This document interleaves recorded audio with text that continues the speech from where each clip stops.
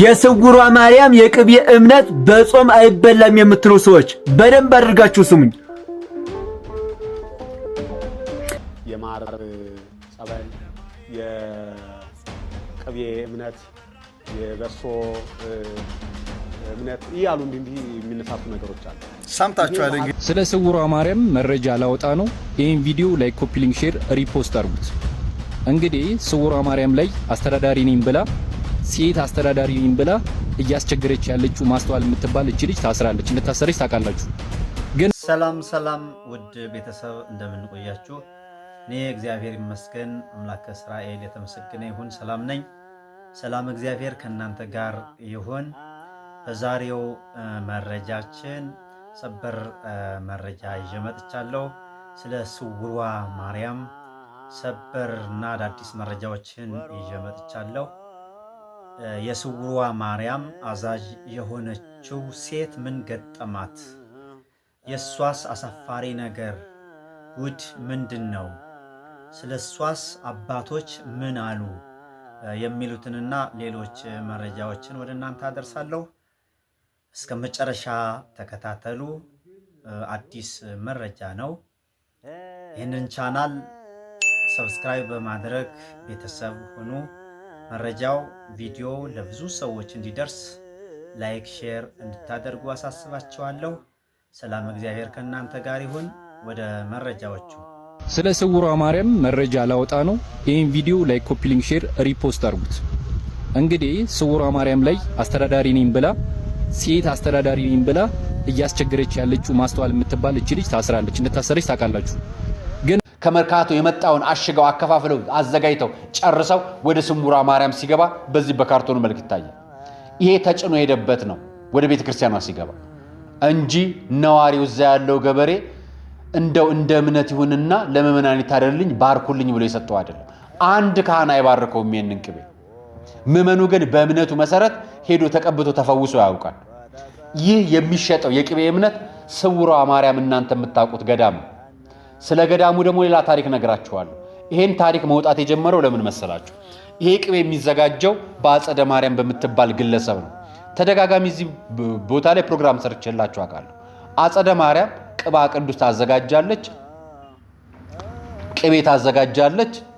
ተጨማሪ ከሷ የትራንስፖርት አገልግሎት ውጪ፣ ትራንስፖርት ማለት በቤተ ክህነት የተፈቀደለት የጉዞ ማህበር ውጪ ሌላኛው ማህበር በሙሉ የትኛውም እንኳን ቤተ ክህነቱ ብፁዕ አቡነ ማትያስ ራሱ በፊርማቸው ሂዱ ቢሏችሁ አይቻልም፣ እኔ ካልፈቀድኩ አይቻልም የምትል ልጅ በአደባባይ ወጣ እንደነበር ነግረናቸዋል። እሱን ተደጋጋሚ ብዙ ህዝቦች ማህበራዊ ሚዲያ ላይ አጀንዳ አድርገው አሳይተናችሁ እናውቃለን። መረጃ በማስረጃ ነው የምናቀርብላችሁ። ዛሬ ይህንን የምነግራችሁ እሷ በአዲስ አበባ ዙሪያ የሚገኘው የሸገር ሀገረ ስብከት ወይ ደግሞ በሸገር ሲቲ ከተማ ውስጥ ጣፎ ላይ በእስር ቤት ትገኛለች። የስውሯ ማርያም ገዳም በዚህ ሰዓት በሶሻል ሚዲያ ላይ እንግዲህ እጅጉኑ መነጋገሪያ ሆኗል። እንደሚታወቀው ስውሯ ማርያም ገዳም እንግዲህ በአሁኑ ሰዓት በርካታ ምዕመናን ወደ ገዳሙ እየሄዱ የተለያዩ ፈውስና ተአምራቶች እየተደረጉላቸው ምስክርነት የሚሰጡበት በአሁኑ ሰዓት እጅጉኑ ታዋቂ የሆነ ገዳም ነው። መነጋገሪያ የሆነበትም ጉዳይ እንግዲህ እቺ ከላይ የምትመለከቷት ማስተዋል ወይንም አጸደ ማርያም የምትባል ግለሰብ ከአሁን በፊት በርካታ ቅሬታዎች እየቀረበባት የነበረ ሲሆን ከነዚህም ውስጥ እንግዲህ ገዳሙን የምታስተዳድረው እሷ ነች።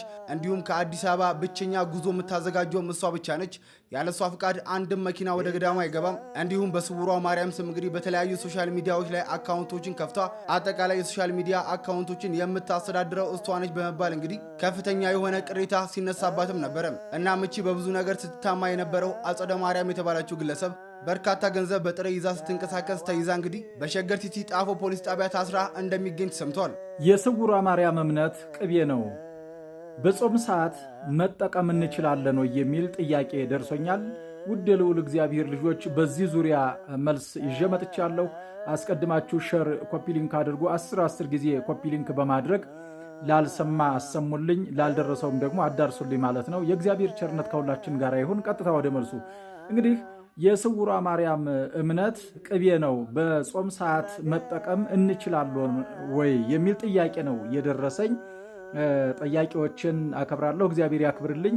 በጾም ሰዓት ቅቤ መቀባት ክልክል ነው በቤተ ክርስቲያኒቷ ስርዓት ፍትሐ ነገሥት አንቀጽ 15። በጾም ሰዓት ቅቤ መቀባት ክልክል ነው ሲጀመር። ከዛ በመቀጠል ደግሞ የቅቤና የማር እምነት የለም።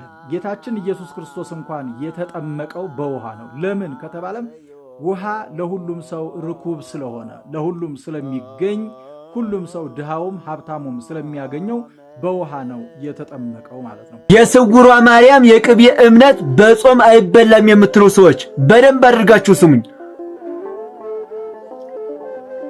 ሁላችሁም ላይክ አድርጉና ጀምሩት። ቤቱ ደግሞ ስለሚጠቅማችሁ ሁላችሁም ፎሎ አድርጉት። ብዙዎቻችሁ በውስጥ መስመር የስውሯ ማርያምን የቅቤ እምነት በጾም መጠቀም አንችልም ወይ ያላችሁ ጠይቃችሁኛል።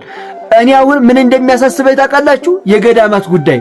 ገዳማት አሁን ግለሰቦች ሰብሰብ ብለው ሕግ የሚያወጡባቸው ሆነዋል ማለት ነው። በቃ ቤተክርስቲያኗ ዋናዋ ተቋሟ የማታዝባቸው እስከሚመስሉ ጭምር ማለት ነው። አንዳንዶችን ነው ግን ያልኩት። አንዱ ሰብሰብ ብሎ ቡና ይጠጣም እዚህ ገዳም ይላል፣ የራሱን ሕግ ያወጣል። አንዱ የቅቤ እምነት ይላል፣ አንዱ የበሶ እምነት ይላል፣ አንዱ የቃሪያ ደግሞ የቃሪያ መጥቷል አሉ። ይሄ ነገር ግን ወዴት እየሄድን ነው? እኔ ይሄ ነገር የሚመለከተው አካል ቁጭ ብሎ ቢመክርበት እላለሁኝ። ደግሞ እኮ የሚገርመው በብር ነው የሚገዛው አሉ ነው። እኔ ቦታው ሄጄ አላቅም፣ አላየሁኝም። ካጠፋው ከተሳሳትኩ በጣም ይቅርታ። ግን እውነት በብር የሚገዛ ከሆነ እምነት በብር ይገዛል? መንፈስ ቅዱስ በብር ይገዛል? እሺ ብር የሌለውስ? ወዳጄ መንፈስ ቅዱስን በብሩ ለመግዛት የሞከረው ሐናንያ ምን እንደሆነ የሐዋርያት ሥራ ውስጥ ግባና ንብ። እንደዚህ አይነት እምነት የለም። እኔ የማቀው የቤተ ክርስቲያን ካህኑ ሲያጥንበት የቆየው ጽናው ላይ የተረፈው ዲያቆኑን አምጣልን በፌስታል እንላለን፣ ያመጣልናል። ካህኑን በፌስታል እምነት ስጡ ይብለን ያንን ነው ይዘን ሄደን የምንቀባው። ቃል ኪዳን ያላቸው ቦታ ደግሞ የመሬታቸውን አፈር ይዘን ሄደን ያን ነው በጸበላቸው ነው የምንፈወሰው። እኔ አሁን የእምነት አይነት በዛ አላቅም። ለማንኛውም ካዳናችሁ እሰየው፣ እናንተ ብቻ ዳኑ። ግን ልነግራችሁ የምፈልገው የቅቤ እምነት እያላችሁ በጾም የምትጠቀሙ ካላችሁ ግን ጥላችሁ ከእግዚአብሔር ጋር ነው። አስረግጬ ነው የምነግራችሁ፣ ጥላችሁ ከእግዚአብሔር ጋር ነው። በፍጹም በጾም ወቅት የቅቤ እምነት ነገር ብሎ ነገር የለም፣ መጠቀም አይቻልም። ሐሳብ አስተያየታችሁን ኮሜንት ላይ አስቀምጡልኝ። እናንተ ለምን ቀመስክ ካላችሁ ደግሞ ይሄ ለቪዲዮ ነው እንጂ የሰራሁት ሙዝ ነው እንጂ ቅቤ አይደለም። ማርያም ነው የምላችሁ። ይሄው ካላመናችሁ ቅሬታ አካሉ ይሄው።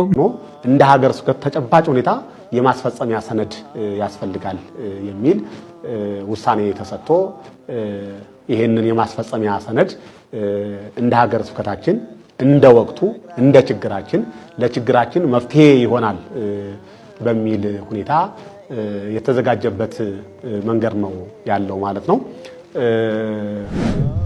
ችግሩ በስፋት የታየው በተለይም በ2017 የካቲት 30 ቀን በላይ መልኪ እግዚአብሔር አብ ስውሯ በምትባለው ማለት ነው።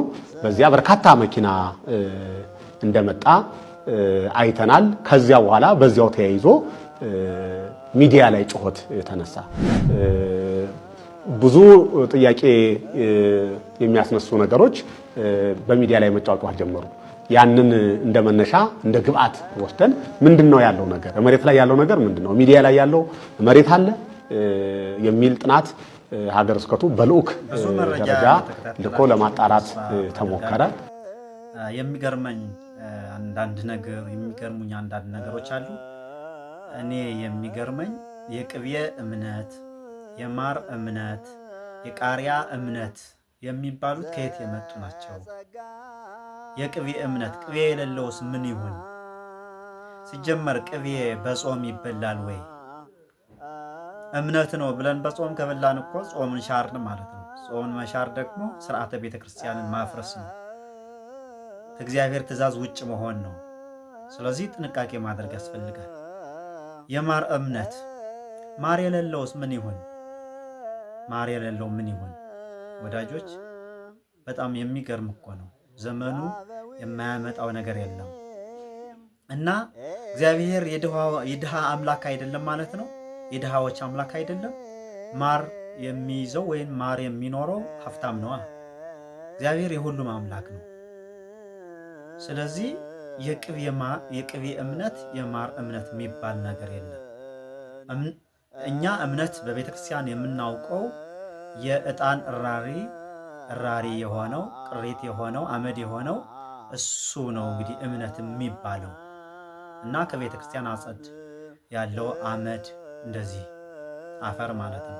እሱ ነው እምነት የሚባለው እንጂ ከዚህ ውጭ የቅቤ እምነት የማር እምነት የሚባል ነገር የለም። እና መጠየቅ ያስፈልጋል፣ አባቶችን መጠየቅ ያስፈልጋል። መነዳት የለብንም። አንድ ሰው የሆነ ነገር ሲያመጣ ተከትለን መጓዝ የለብንም። አባቶችን መጠየቅ መማር ያስፈልጋል ለማለት ነው። ስለተከታተላችሁም በጣም አመሰግናለሁ። ይህንን ቻናል ሰብስክራይብ በማድረግ ቤተሰብ ሆኑ። ሌላው ደግሞ ለብዙ ሰዎች እንዲደርስ ይህ ቪዲዮ ላይክ፣ ሼር እንድታደርጉ አሳስባችኋለሁ። ሰላም እግዚአብሔር ከእናንተ ጋር ይሁን። ሰላም ሁኑ።